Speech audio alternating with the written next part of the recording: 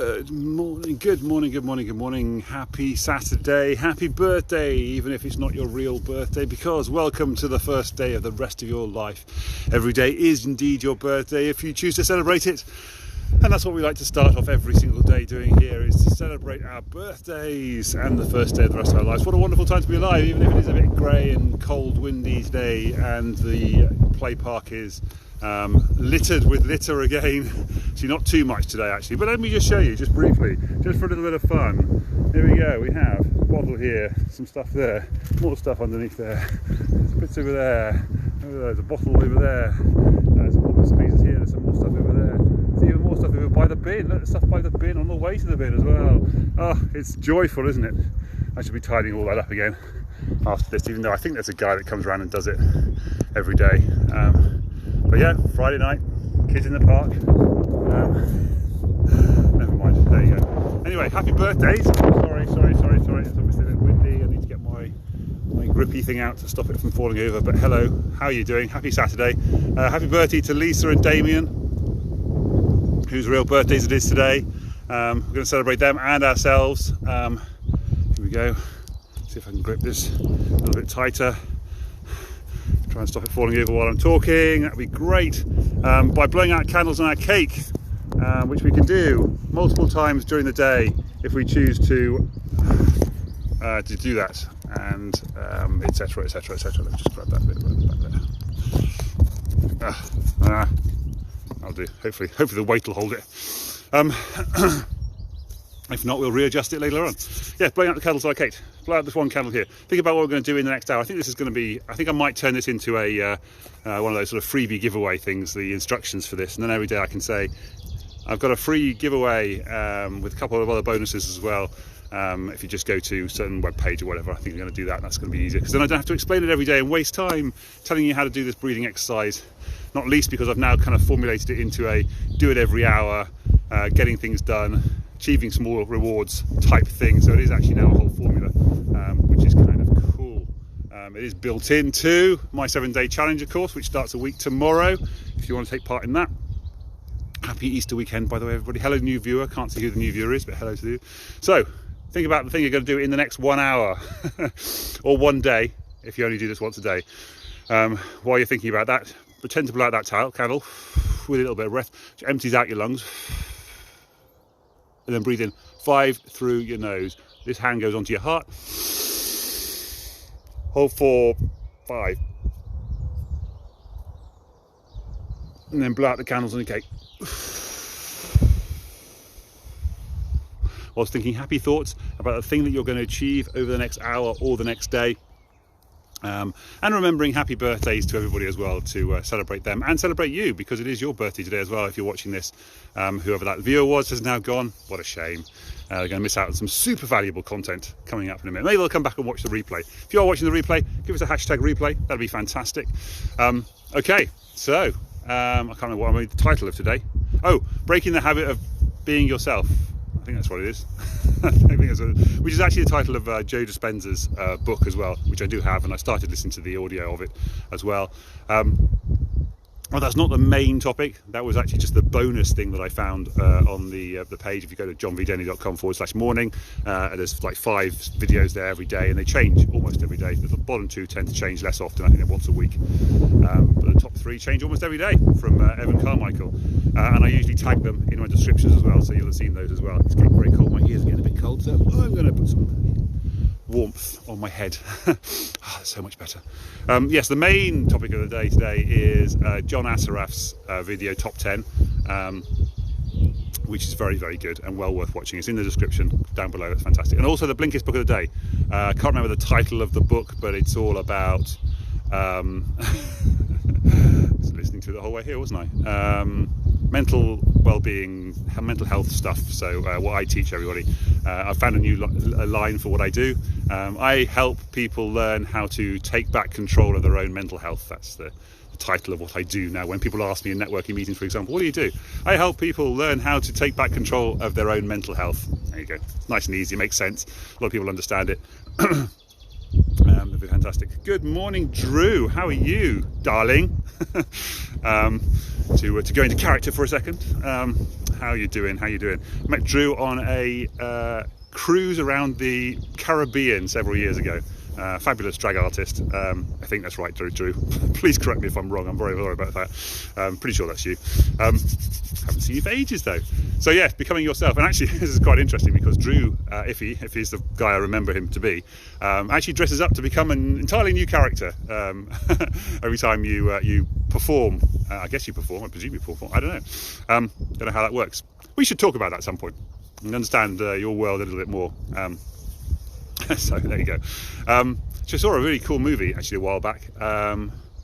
What was it about? Oh, it was about Kinky Boots. I'm sure that's probably a very good movie because it's all about the guy who basically took a shoe shop in the north of England and turned it into making boots for transvestites. Transvestites, is that right? I think that's right. Apologies if I'm getting the technicalities wrong here, Drew. Clearly don't know enough about the subject, but I know a little bit, so it's kind of cool, I think. And I was learning the other day about gender fluidness as well from my friend Hazel as well. Gender fluid? Yes, it was gender fluid, yes, because there's a good character on Billions, and I was telling her about Taylor. I think her name is Taylor. I'm not sure if that's character or the actual actress, or actor, I should say. I'm not sure. Is it actor, actress? Anyway, they are in Billions, and they play this androgynous, non-sexual character of kinds. Anyway, so completely off topic now. But actually, no, not off topic, because it is validly on topic. It's all about understanding who you really are and not who the world wants to perceive you to be, and who the world wants to put these beliefs on you to turn you into somebody that fits their beliefs and their world vision. And if you don't fit into their boxes and their world vision, then you stand out as an unusual person. I'm not sure what the right word was I was going for there, but you stand outside anyway of their little narrow-minded boxes, and people don't like that a lot of the time. So yes, anyway, where was I going with that? Crikey, I've gone completely off topic in 7 minutes, but it's kind of fun because it's a little exploratory thing. Yes, John was talking about 4 fears that stop you having success. And this is going to come into that a little bit as well.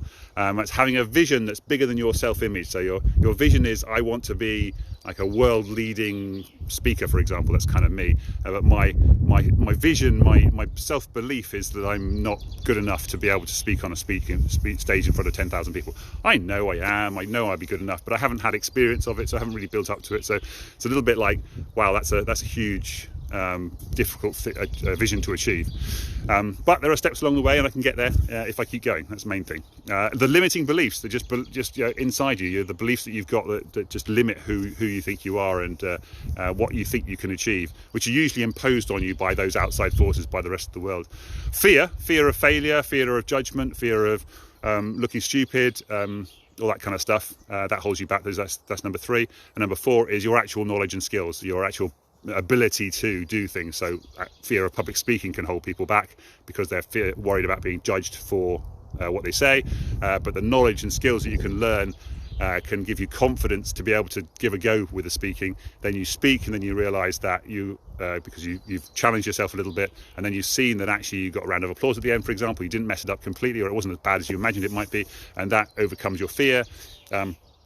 That starts to break down your limiting beliefs that you can't be a speaker, and then eventually you speak in front of bigger and bigger crowds, and eventually that it allows you to move into and grow into your vision in the ultimate destination. So there you go. That's what it's all about. So that's very cool. And then John Assaraf talks about how where babies are born, they're not born with. And he's asking the interviewer this, so I can ask you sort of. But you obviously can't answer the question. But are babies born with beliefs? Are they born with habits? Are they born with prejudices? Are they born with judgment? Are they born with racism? Are they born with religion? None of those things. Baby is born as a fresh. And actually, I did bring my my freedom cube with me today. Look at that, there it is. I've brought my freedom cube with me. This is how babies start off, all nice and neat and perfect and tidy and everything, like this. And then we learn that, they learn those beliefs, they learn those habits, they learn those prejudices, those judgments, religion, that racism, that others are different, and that people, you should, money doesn't grow on trees, and money is the root of all evil, and all these kind of beliefs, and it gets all kind of messed up like this, doesn't it? Just get messed up in our minds, and then we start trying to fix it. Go, oh, I want to try and change that belief, and as you do that, you kind of think, oh God, I'm not making anything better. I'm actually, if anything, I'm making things worse. This is terrible, and you get stuck, and you kind of get depressed about the things you've done in the past and wish you hadn't done them. You get scared about making changes in the future, so you don't want to change, and it gets. And so you struggle with anxiety because you're worried about things in the future, and you tend to sort of sit and go, oh, I'm just going to be safe and secure and make sure that nothing happens around here. But of course, survival of remember the old adage, survival of the fittest? Well, it's not the survival of the fittest, it's survival of the most adaptive to change. And so that's us. We need to be able to change. We need to be able to allow those things that we had, those imprinting that we had as children, because we had these 0 to 3 years imprinting in our children, our beliefs, and then we have the sort of 4 to 7 year age group where we start to model the people around us and model our parents and our teachers and all that kind of stuff. And then we have our experience years, which kind of starts a little bit earlier as well, but it sort of overlaps on that, 7 to 12. Where we start to experience the world around us, and we start to believe it. So we build up our beliefs from that imprinting, the modelling and the experience years, and then by about the age of 12 it starts to die down. We stop changing those brain pathways in our brains, and we feel like we're fixed. We feel like we're a fixed person that we can't change. You know, we're stuck like this for the rest of our lives, but it's not true. We have through neuroplasticity, we now know that our brains can change over time, and that we can learn new habits. We can change the way we feel. We can change our personality. We can change our belief systems, and move forward and have a different world. And so.